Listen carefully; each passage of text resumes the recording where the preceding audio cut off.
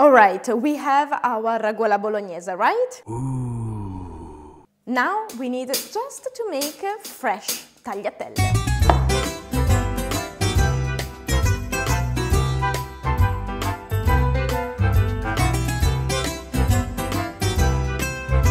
We can say Italy is divided also in terms of pasta. Indeed, in the south of Italy we find mostly durum wheat pasta, made with durum wheat flour and water. In the north of Italy, on the other hand, we find mostly eggs pasta. And this is also an historical reason to use tagliatelle together with ragù alla bolognese. So let's get started, because you need only flour, eggs and a little bit of semolina. On a big wooden board, spread white flour into a vulcano shape. The ratio is quite easy, 1 egg and 100 grams of flour per person. Add a little bit of semolina flour. This will give a nice roughness to your final pasta. Make sure that your vulcano flour is ready to welcome the eggs. Break the eggs in the middle of the flour. Before adding the last egg, I just make sure that nothing will go out. Now, with the fork, keep beating the eggs, incorporating as much flour as possible, little by little. If the edges are about to break, don't worry, use the flour to contain the eggs. In this case, I'm making tagliatelle for 4 people, so I'm using 4 eggs and more or less 350 grams of flour. I will add the rest eventually at the end. When the mixture gets thicker, time to use your hands. Knead with powerful movement given by your hands and your shoulders.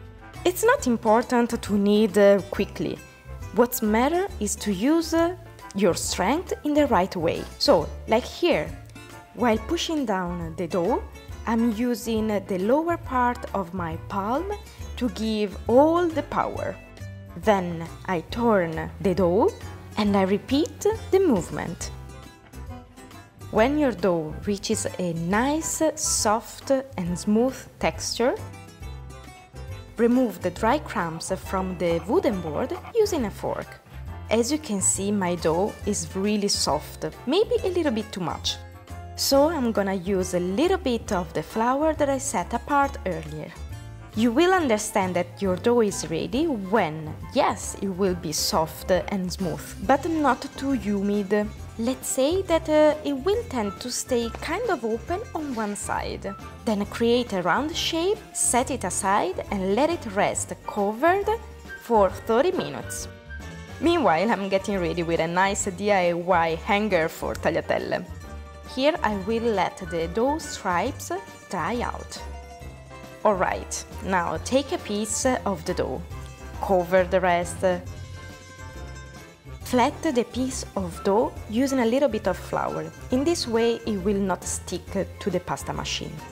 Roll the dough out at the very lowest number of your pasta machine.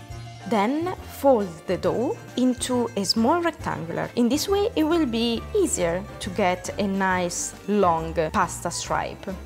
Roll the dough out again at the lowest number.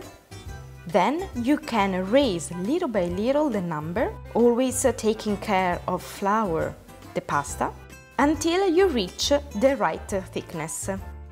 For example, with my pasta machine, I stop at the number 5 out of 9. Remember, we are making tagliatelle, not ravioli or other stuffed pasta. So it's nice to have a good thickness. Let the pasta stripe dry out for a few minutes. They don't have to be completely dried, but the surface must appear with a nice roughness and a dry feeling. At this point, really gently roll the dough on itself. Be careful not to push too hard, otherwise the pasta will stick to itself. Now it's time to cut our tagliatelle. And here again we have rules according to the tradition. Indeed, the classic tagliatelle Bolognese must have precise measures according to the golden measures. And this corresponds with the 12,270 part of the Asinelli Tower's height. And again, also in this case, the Accademia Italiana della Cucina registered these measures, golden measures, at the Chamber of Commerce in Bologna, given a sample of the perfect tagliatella. With a sharp knife, cut out the tagliatelle. Let me tell you, one of the most satisfying feelings in the cooking world. Then open gently each tagliatella and set it aside. With your hands, always super gently, lift the tagliatelle, open them and giving them air. Then place them on a tray covered with a kitchen cloth and let them dry. Now I'm gonna show you quickly how to roll the dough out with the long rolling pin. Take the dough, create a round shape and flat it. A little bit of flour. First of all, the theory. From the center of the rolling pin, let your hands run until the sides. Okay, time to roll it out. Here the strength is not given from the shoulders, but mostly from the hips movement. We are trying to create a disc shape, so after having rolled it out, turn the disc and keep rolling out. It's all a matter of practice. Once the disc gets bigger, you can help yourself rolling the upper part of the disc on the rolling pin. Then it will be easier to turn the disc. Have a look. By pressing gently the upper part, the dough will roll back on the rolling pin. From this position, you can flat and roll the dough out even more by pressing gently the dough on the rolling pin, always with the same movement with your hands. When the disc reaches the right thickness, it's time to create tagliatelle. Let's sprinkle the surface with a little bit of flour and fold the disc on itself in this way, from the bottom to the center,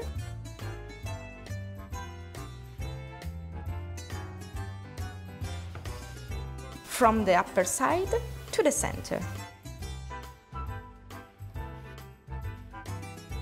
A little bit more of flour. Fold again.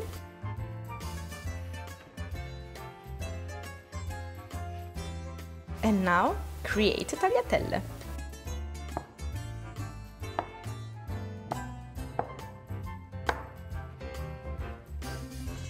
You can let your tagliatelle dry out by creating a nest of tagliatelle or simply collecting them into different small groups, as I'm doing here. Now that we have fresh-made tagliatelle and fresh-made ragù classico bolognese, we just have to put them together. So first of all, let's bring to a boil some salted water. So I'm taking tagliatelle enough for one serving. Drop them into the boiling water. I move and separate them gently, and then I let them cook.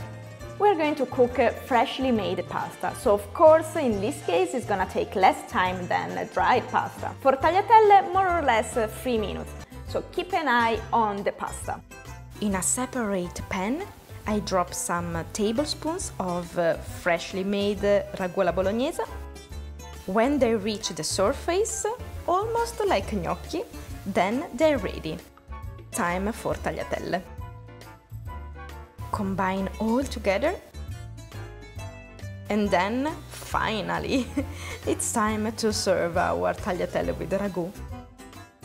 Complete with, of course, freshly grated Parmigiano Reggiano. And here we are. Finally, I can eat this delicious homemade tagliatelle with Bolognese ragù. And okay, here is the plate. It's really beautiful. Buon appetito! Tagliatelle are super soft. Can you see that ragù, and the small piece of ragù stay actually on the pasta.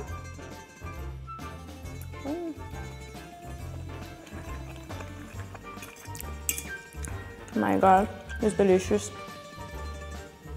So I want to show you how tagliatelle can actually trap ragù. Definitely better compared to a spaghetto. Of course, like there is a ragù also on the plate, but can you see here that ragù is getting trapped? It's full of ragù in between the tagliatelle. Here as well. I'm gonna finish my tagliatelle with the ragù.